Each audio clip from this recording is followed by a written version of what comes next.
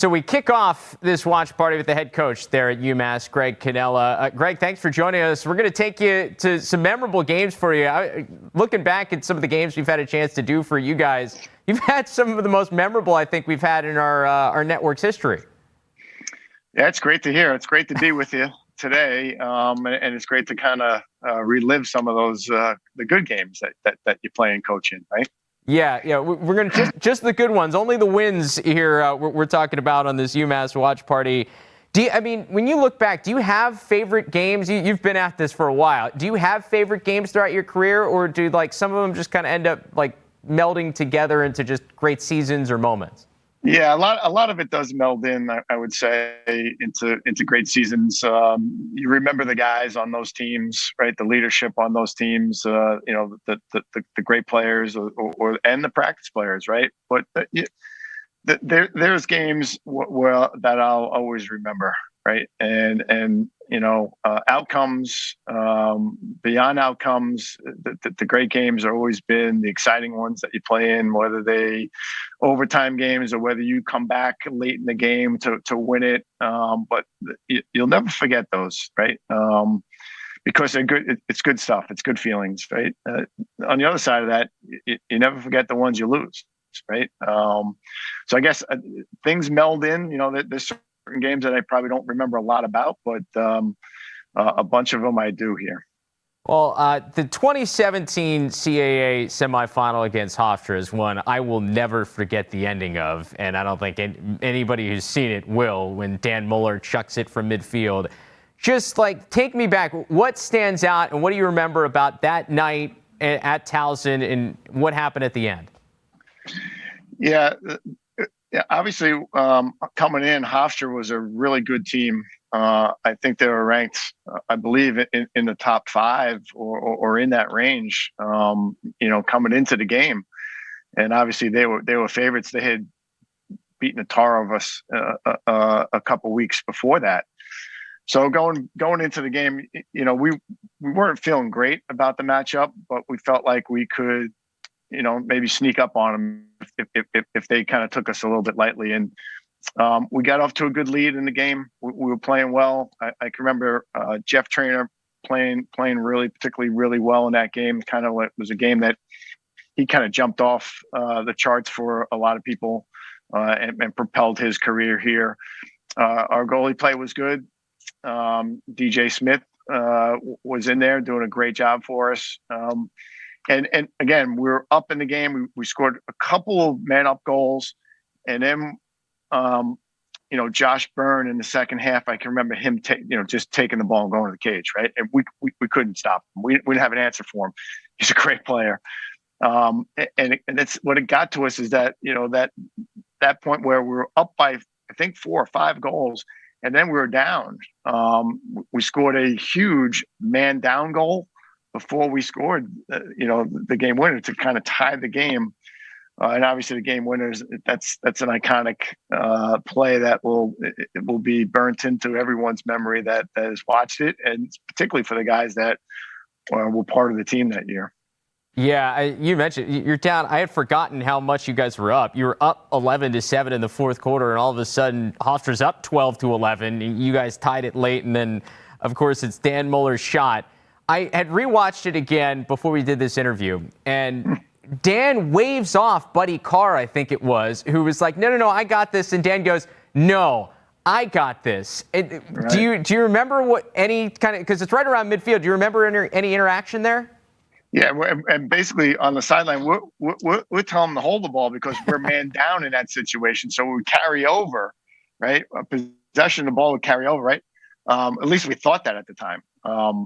And I didn't see that interaction on the field until we watched the film. And he definitely gives Buddy the Heisman, and Buddy runs away, and Danny just shoots the ball. Fortunately, it was a wet night, right? It was raining. It took a weird hop off the turf and scored on one of the best goalies, Jack O'Cannon, that Hofstra's ever had, right? Yeah, and you know what? It reminded me of, and I think it was like maybe the year prior when Brody Merrill in the MLL chucked it the entire way, and Brody waves off Mitch Belisle for the Cannons before it, and to me, it was like the same thing. He's like, no, I got this one, and the rest is history. And I mean, you look at the goalies too, Jack Kincannon, John Galloway, two of the best we've seen here in recent memory, and sometimes it's not your shot, not your night. Have you been part of Wilder ending? Never. No, never. I mean, I've never seen anything like that at the end of a game, from little league to high school to any game that I watched. My brothers, college games. Never seen anything like it. Yeah, one of my favorites. One of your better seasons here as of late was in 2018 when you guys won the CAA title, and that championship game is going to cap the day here as part of our watch party. But I remember back the early part of the 2018 season, you guys faced a really good Albany team, and they took it to you, and you struggled. Then all of a sudden, you figured something out. You win 11 in a row to run the table in the CAA and win the championship. What do you remember figuring out as part of that year? Yeah, and you mentioned Albany. We also played Yale, who was in the Final Four, right? I think they won it that year. Yeah. So it was a tough road in the beginning of the season, and we played Army down in Army. They walloped us. I think we with that senior, it was a really good senior class, and I think we all figured out, hey, listen, let's just play the next play.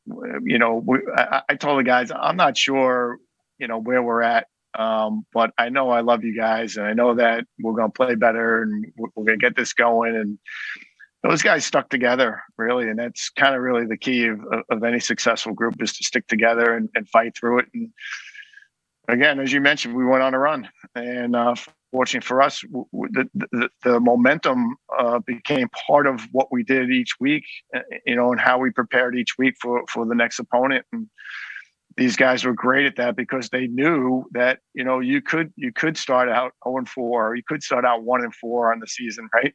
Or you could go back in the middle of the year and lose 4 straight games. And that I guess that experience in the beginning of the season really helped propel this group forward.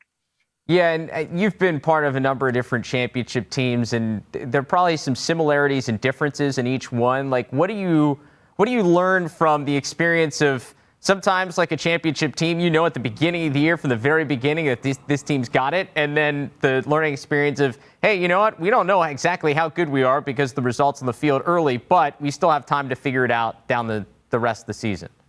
Yeah, I think with both scenarios, you find out the character of those people that you've recruited, right? And whether they be underclassmen or whether they be seniors. And again, that senior class had gone through a lot over the course of time, from 15 to 18, a lot of losses, a lot of disappointments, some great wins, including the one, we just spoke about, right? But again, it kind of like cemented my vision of what these guys are all about, right? And their character of to be willing to fight back, to be willing to hold each other accountable day in and day out, and hold themselves to a certain standard that helped them be successful. Well, the first game we're going to show people here is your 2020 upset of Yale, which you guys, it's hard to talk about a better first half, I think, in recent memory for you guys than you had against Yale, who was the #1 team in the country at the time that you beat them early on before the season was stopped. What stands out to you about that game? Well, a lot. I mean, when you think back at the game, Yale had just beaten Penn State, who I think was #1 in the country, right? So then now Yale's #1 in the country. So a lot going on for those guys, and they travel up here, and we were, I think, 1-2 at the time, right? We lost to Army, we lost to Harvard here at home, and they came up, and for us, the style that we've played over the last 5-6 years has been one of up tempo, and one of, we're going to make some saves, we're going to get the ball up and out with our two-way middies, and also our defensemen, and we're going to try to create transition opportunities. And that was one of the games that things worked, right? The things really clicked for us in terms of transition, and we scored quickly in the game. But we also scored some 6-on-6 goals. Again, Jeff Trainer was fantastic in the game. Billy Philpott was great in that early part of the game, and so was Charlie O'Brien. So those are three two-way guys, two-way midfielders that dominated, the middle of the field, in that game. And basically, I remember saying to myself, man, this can go one of two ways here, right? You're so afraid, you get up and get such a lead, and Yale's obviously a fantastic team, right? And so well coached. So they make a goalie change, right? At halftime, the goalie makes a couple saves against us, and then they start coming back. So you're like, oh man, are we going to be able to hold this off, right? That was the most of my feeling the entire rest of the game after the first quarter. Yeah, and you had a goalie yourself and a freshman in Matt Note who makes some of the biggest saves of his career so far to hold on a win. That team, you mentioned the struggles at the beginning of the year. You then beat Yale, and then you beat Albany, and then the season just stops. If that team felt like, and a lot of the guys came back the next year, but that team in particular, like how you guys had started to figure out, felt like it could have been something special. What did you feel about that team before the season stopped? Yeah, I did feel that we had a really good group. We had gone out to Ohio State, and we won a big game out there against I think they were 10th in the country at the time. And so again, we were developing some momentum, right? Some confidence in who we were. Matty Note, as you mentioned, was a freshman. Michael Tobin was a freshman. Trying to spit out. I was thinking of Kevin, but it was Michael Tobin who made some big plays for us in the Ohio State game, but also in this Yale game. He scored a goal late to kind of ice it for us. So those younger guys were getting their feet under them, right? And we had, Jeff and Billy, Philpott and Charlie O'Brien was healthy at the time. So, really good attack group with Prosick, right? And Connolly, you had a really good group that you felt strong about the character, felt strong about the leadership. And unfortunately, we COVID hits, season goes down, and then the next 2 years we weren't as good. With basically some of the same guys. So you really wonder where could have this gone? March of 2020.